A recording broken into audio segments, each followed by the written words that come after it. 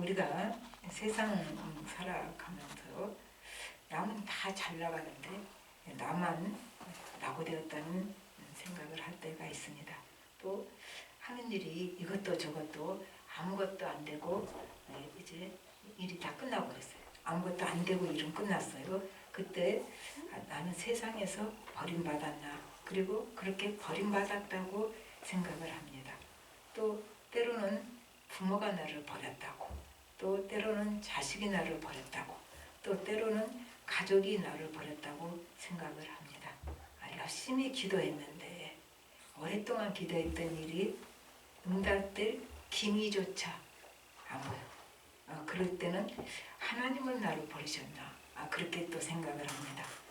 다윗은 이러한 그 극심한 고난 속에서 자신의 고난을 통해서 예수님을 십자가의 고난을 예언을 합니다. 1절에 나의 하나님 나의 하나님 어찌하여 나를 버리셨나이까. 여기서 내 하나님 그랬죠. 같죠. 엘리 엘리 라마 사박다니 그거죠. 그러니까 다윗은 그 극심한 고통 중에서 부르짖는 말이, 다윗이 극심한 고통 중에 부르짖는 말이 예수 그리스도가 십자가에서 부르짖는 말씀이 됩니다.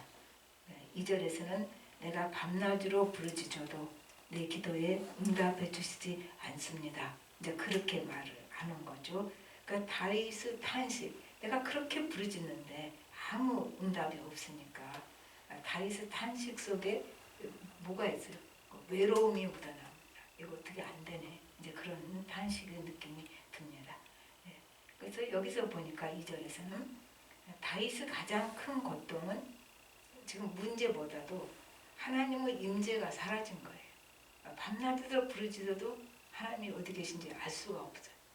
하나님의 임재의 부재, 하나님의 부재, 이것이 다윗에게는 가장 큰 고통이었지요. 극한 고통 가운데서도 하나님이 함께 하심을, 또 하나님이 그 임재에 있음을 의식하면은 그 고통은 이미 고통이 아닙니다. 그런데 고통 가운데 하나님의 부재를 느낄 때, 하나님이 어디 가시고 안 계시나, 그때 가장 고통스럽다는 얘기입니다. 그런데도 그 1절과 2절의 시작이 뭡니까? 내 하나님. 또 2절에도 내 하나님. 그렇게 나와요. 그러니까 이렇게 하나님이 나를 버리셨나? 그렇게 생각을 하면서도, 그렇게 생각한 것보다 그렇게 한번 슬쩍 말해 보는 거죠. 내 하나님이라고 부른 걸 볼 때 하나님에 대한 신뢰가 아직도 짙게 깔려 있는 거예요. 나를 버리셨나일까 하면서도 실제 마음속에서, 속마음에는 하나님에 대한 신뢰가 있기 때문에 내 하나님 그렇게 부를 수가 있는 거죠. 우리가 내가 스스로 해결할 수 없어도 누군가에게 좀 맡길 수 있을 때는 그래도 감사하고 괜찮죠. 그런데 누군가 맡길 수 있는 그분이 하나님이실 때, 내 짐을 하나님께 맡길 수 있다는 것은 진짜 감사합니다. 지난주에 어떤 분이 얘기를 했는데, 내가 들어도 너무 짐이 무거워요. 그 질 수 있는 짐이 아니에요. 그러니까 나까지 마음이 무거웠습니다. 그런데 그때 무슨 생각이 들었냐면, 그래, 무거운 짐을 하나님께서 주실 때는 그 짐을 맡기라고 주신 거지, 그 생각이 들었습니다. 그래서 그분에게 짐이 참 무거운데 그 짐을 주신 것은 하나님께 맡기라고 짐을 주시지 않았겠는가, 또 그 하나님께 그 짐을 맡길 수 있는 믿음을 주시려고 그 짐을 주시지 않았겠느냐고, 그렇게 얘기를 하다 보니까 두 사람 마음이 굉장히 편안해졌어요. 나도 마음이 무겁고 그 상대도 마음이 무겁고 둘이 무거웠는데 마음이 편안해져서 이게 하나님이 은혜를 주셨다고 우리가 생각을 했습니다. 그래요. 우리가 짐을 나 혼자 져야 한다는 게 굉장히 외롭고 힘듭니다. 그러나 하나님께 그 짐을 맡길 수 있다는 거, 그리고 하나님이 맡기라고 하셨잖아요. 수고하고 무거운 짐 지는 자들아 다 내게로 오라 하셨잖아요. 내가 쉬게 하리라고 하셨잖아요. 그러니까 우리에게 짐을 주신 것은 나보고 지라는 것이 아니라 믿음으로 하나님에 대한 신뢰로 그 짐을 하나님께 완전히 맡겨버리라는 사인으로 받아들인 것이 좋겠다는 생각입니다. 그리고 이제 3절부터 5절까지는 지금 나는 이제 하나님께 버림받은 것 같지만 하나님은 이스라엘 찬송 중에 계셨다. 여태까지 우리 선조들의 찬송 중에 계셨고 우리 조상이 부르짖을 때 구원해 주시고 수치에서 건져 주셨다. 과거에 우리 조상들에게 하신 하나님의 일을 기억해낸 겁니다. 그리고 이제 6절부터 11절까지는 인간들에게 버림당한 얘기가 나옵니다.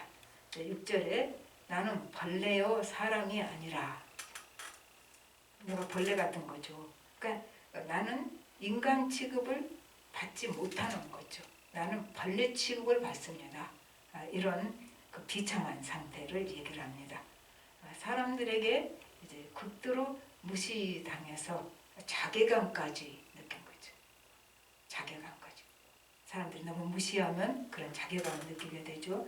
자존감이 무너져버린 상태, 이런 상태인데 이제 사람들은요 강자와 자기를 합의라하는 그런 습관이 있어요. 그래서 강자와 자신을 합의라해서 약한 자를 함께 손가락질해서 상처를 줍니다. 이게 지금 이 시인이 당하고 있는 고통이에요. 그리고 이제 8절에 보면은 이 말이 나옵니다. 그가 여호와께 의탁하니 구원하실 걸, 그를 기뻐하시니 건지실 걸, 그게 하나이다. 그러니까 이제 이 시인이 의뢰하는, 다윗이 신뢰하는 하나님까지 조롱을 하는 거죠. 인간은 악함, 하나님도 조롱할 수 있어요. 인간은 악하면 얼마나 악하면 이제 9절부터 10절에 그러한 상황에서도 9절 10절 보실까요? 오직 주께서 나를 모태에서 나오게 하시고 내 어머니의 젖을 먹을 때에 의지하게 하셨나이다. 내가 날 때부터 주께 맡긴 바 되었고 모태에서 나올 때부터 주는 나의 하나님이 되셨나이다. 이 자괴감까지 느끼고 자존감이 완전히 무너진 상태에서 다윗이 하는 고백이에요. 하나님은 내게 생명을 주셨다. 원래 내게 생명을 주신 분이 하나님이시다. 그리고 하나님이 내 주인이시고 그리고 나는 하나님 것이다. 그 얘기를 이렇게 시적으로 말한 거예요. 나는 하나님 것이고 하나님은 내 주인이십니다. 그리고 내 생명은 하나님께로부터 왔습니다.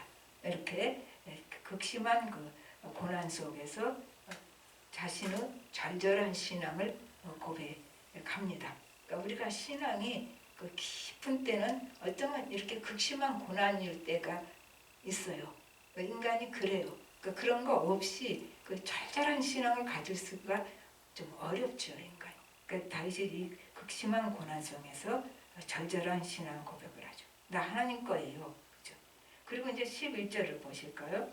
11절에 보니까 나를 멀리하지 마옵소서 환난이 가까우나 도울 자 없나이다. 비슷한 말이 19절에도 나옵니다. 여호와여 멀리하지 마옵소서 나의 힘이시여 속히 나를 도우소서 이렇게 말을 합니다. 그러니까 환난이 다가오는데 나를 도울 자는 하나님밖에 없습니다. 그래서 나를 도와주소서. 도울 자 없습니다. 그 말은 뭐예요? 그러니까 하나님만 도우셔야죠. 그 말이 여기 들어있는 거예요. 그런데 우리가 고난은 내 코앞에 있는데 하나님은 멀리 계신 것 같아요.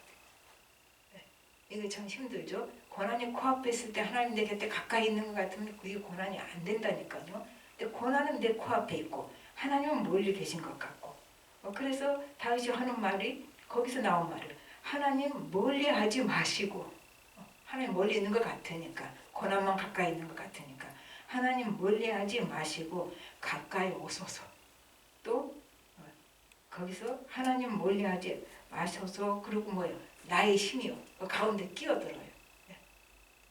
외치는 거죠. 나의 힘이시여. 그렇게 하면서 이제 나를 도와서 도와주소서. 이렇게 말하게 됩니다. 그러니까 기도 중에 갑자기 나의 힘이시여. 그렇게 외치는 것은 하나님에 대한 강한 부르짖음. 나 도울 사람 한 사람도 없어요. 하나님 밖에는 나는 없습니다. 내게는 하나님뿐입니다. 그거를 이렇게 부르짖고 있죠. 그다음에 이제 12절부터 21절까지는 시인이 원수들의 공격 앞에서 무력한 자기의 모습을 묘사합니다. 굉장히 길죠. 근데 여기에 메시아의 고난이 상세하게 묘사되어 있습니다. 특히 14절부터 18절까지 볼까요? 나는 물같이 쏟아졌으며 내 모든 뼈는 어그러졌으며 내 마음은 밀랍 같아서 내 속에서 녹았으며 내 힘이 말라 질그릇 조각 같고 내 혀가 입천장에 붙었나이다. 주께서 또 나를 죽음의 진토 속에 두셨나이다. 개들이 나를 에워쌌으며 악한 무리가 나를 둘러 내 수족을 찔렀나이다. 여기까지만 읽읍시다. 이렇게 메시아의 고난을 여기서 얘기를 합니다. 그러니까 신학자들은 다윗이 성령의 감동으로 자신의 몸을 통하여서 메시아가 와서 고난 당하실 것을 내다보았다 이렇게 해석을 합니다. 그 말도 맞을 수 있을 것 같아요. 그리고 이제 21절부터 31절까지 시인은 하나님께서 이제 그의 기도를 들으시고 구원해 주신 사실에 대해서 찬양을 합니다. 그러니까 미리 찬양을 하는 거죠. 그리고 21절 후반부는 이 시의 전환점이 됩니다. 나를 사자 입에서 구하소서. 여기까지는 기도예요. 전부 구하소서였는데 그 후반부에 주께서 내게 응답하시고 들소 뿔에서 구원하셨나이다. 갑자기 과거로 바뀝니다. 너무 일어날 것이 주님께서 구원해 주실 것이 너무 확실하니까 이미 일어난 일로 표현을 한 거예요. 그래서 이것은 믿음으로 고백하는 것이고 이것 보고 예언적 과거 시제라고 그래요. 그런 말 몰라도 상관없어요. 우리가 정말로 간절히 부르짖을 때는 그 일이 이루어졌다고 확신을 가져라 그런 얘기가 되겠죠. 그래서 과거 시제를 쓰는 것이죠. 탄식시 구조가 원래 고통 중에서 하나님을 찬양하는 거로 나가는 거죠. 탄식으로 안 끝나죠. 탄식시는 거의 모두가 찬양으로 나갑니다. 여기서도 똑같이 이제 찬양을 하게 되는 거죠. 근데 25절이 재미나요. 그 찬양이 25절에 큰 회중 가운데서 나의 찬송은 주께로부터 온 것이니 주를 경외하는 자 앞에서 나의 소원을 갚으리이다. 그러면 찬송이 누구로부터 왔다고 해서 주께로부터 왔다. 그랬더니 NIV는 조금 더 쉽게 얘기했어요. The theme of praise 그랬어요. 그러니까 찬양의 주제가 내 찬송의 주제가 하나님께로부터 왔다. 그러니까 우리가 막연히 그냥 무조건 노래처럼 찬양하는 게 아니다 그 말이죠. 찬양의 주제는 하나님께로부터 온다. 왜 하나님으로부터 찬양의 주제가 오냐면은 이게 하나님 존재 자체가 찬양 받으실 분이죠. 그러니까 하나님이 찬양의 주제가 되는 거죠. 또 하나님이 하신 일이 찬양 받으실 일이죠. 그래서 하나님으로부터 찬양이 왔다. 이렇게 좀 직설적으로 표현할 수도 있습니다. 그 다음에는 22절에서는 이제 회중에서 찬양으로 하나님을 선포하겠다고 말을 합니다. 이제 여기까지 갔는데요. 그 다음부터는 미래에 이루어질 그 하나님 나라의 축복을 얘기합니다. 그래서 여기서 우리가 저주에서 해방된 우리가 받는 복을 봅시다. 엘리 라마 사박단이 나의 하나님 어찌하여 나를 버리셨나이까?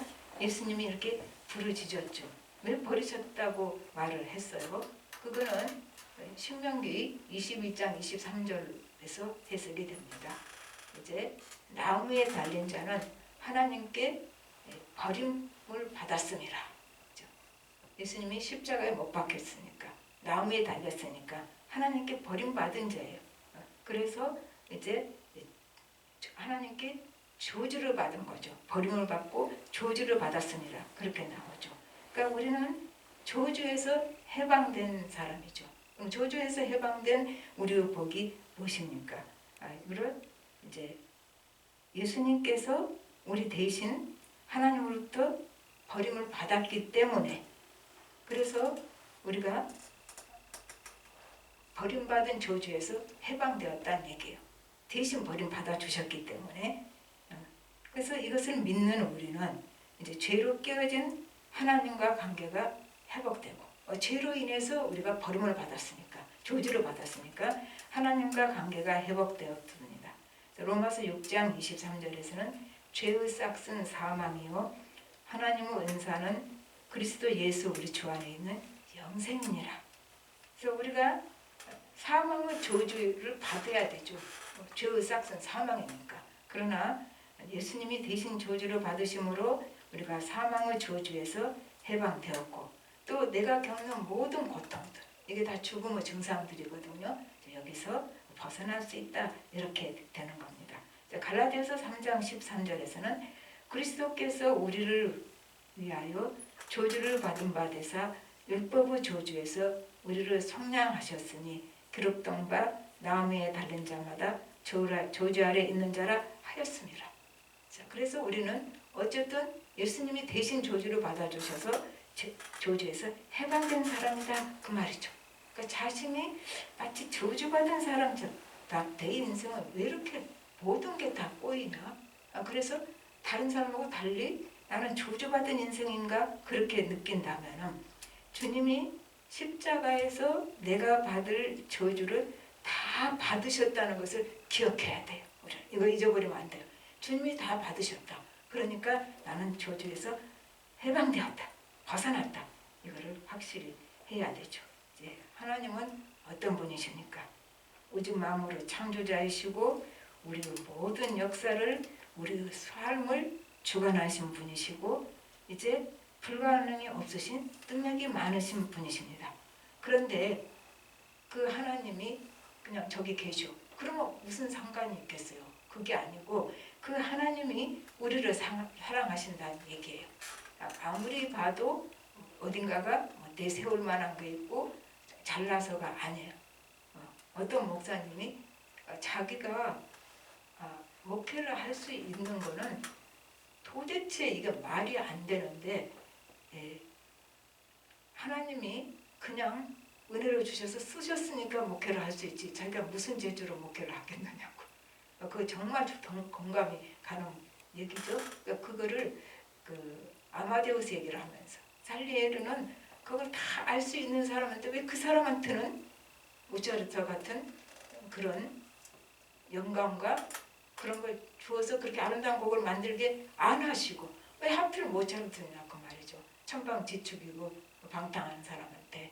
그게 하나님의 방법이라서 하나님이 그냥 엉망진창이라도 하나님이 은혜를 주셔서 쓰셨으니까 그게 가능하다. 그러면 우리가 굉장히 좀 자유로울 수 있어요. 내가 무엇인가 좀 준비가 돼 있고 뭐가 좀 돼 있고 자격이 있어서 하나님이 내게 말씀을 증거하게 하신다. 그러면 우리는 부담스러워서 말씀 증거 못해요. 아무도 증거 못할 겁니다. 그런데 그냥 있는 그대로 못난 그대로 그냥 하나님이 은혜로 말씀을 주시니까 할 수 있는 거다. 그럼 조금 편안해지잖아요. 우리 모두가 그럴 거예요. 우리가 인생 살아가는 일에서 내가 자신이 없죠. 우리는 겉으로 잘난 척하고 자신감 있는 척하지만 속으로 자신이 없는 거예요.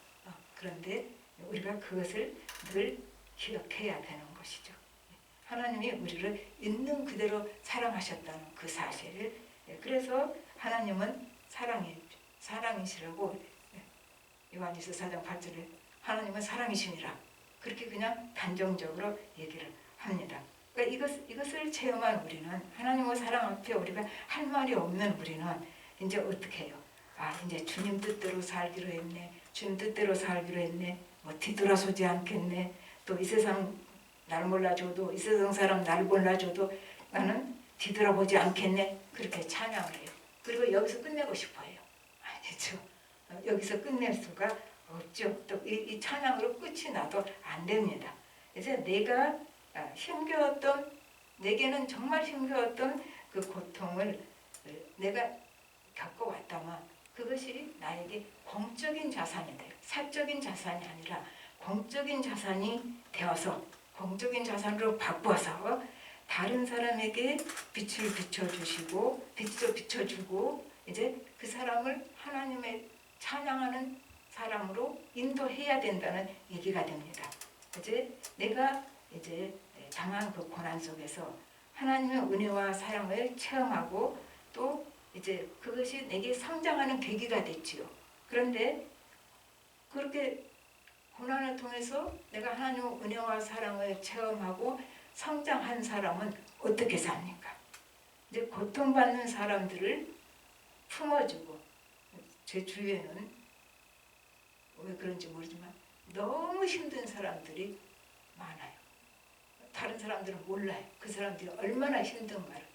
그 말로 표현할 수 있는 힘든 건요, 힘 별로 안 든 거예요. 물론 힘 들겠지만, 그런데 남한테 절대로 말을 할 수 없는 고민. 이게 진짜 힘든 고난이거든요. 그러니까 이렇게 고통받는 사람들을 내가 고난을 겪어왔다면 품어주고 또 보듬어주고 그 사람들이 하나님의 부으시는 은혜로 이제 생명이 회복되도록 그걸 도와줘야 되고 또 그뿐만 아니라 그 사람들이 그 고난을 극복하고 성장할 수 있도록 도와줘야 하는 것입니다. 이것이 고난의 축복입니다. 우리 다 같이 기도하겠습니다. 하나님 아버지, 주님 은혜를 감사를 드립니다. 우리는 여러 가지로 하나님의 과정을 겪게 하시면서 하나님의 사랑을 체험하게 하셨고 은혜를 체험하게 하셔서 우리가 이제는 하나님 뜻대로 살겠다고 입술 고백은 잘도 합니다. 그러나 우리가 삶 속에서 내가 고난당한 자로서 하나님 은혜를 체험한 사람이라면 정말 고통받고 힘든 자들을 우리가 품어주고 보듬어주고 손가락질하지 말고 안아주고 그 사람들이 생명이 회복될 수 있도록 도와줄 수 있게 하여 주시옵시고 그 사람들이 하나님 부으시는 은혜로 말미암아 성장할 수 있도록 그래서 하나님을 진정으로 찬양할 수 있는 사람이 될 수 있도록 도와줄 수 있도록 우리를 사용하여 주시고 붙잡아 주셔서 우리가 당한 고난이 참으로 좋은 열매와 결과가 나타나게 하여 주시옵소서. 모든 말씀 예수님으로 기도합니다. 아멘. 말씀 생각하면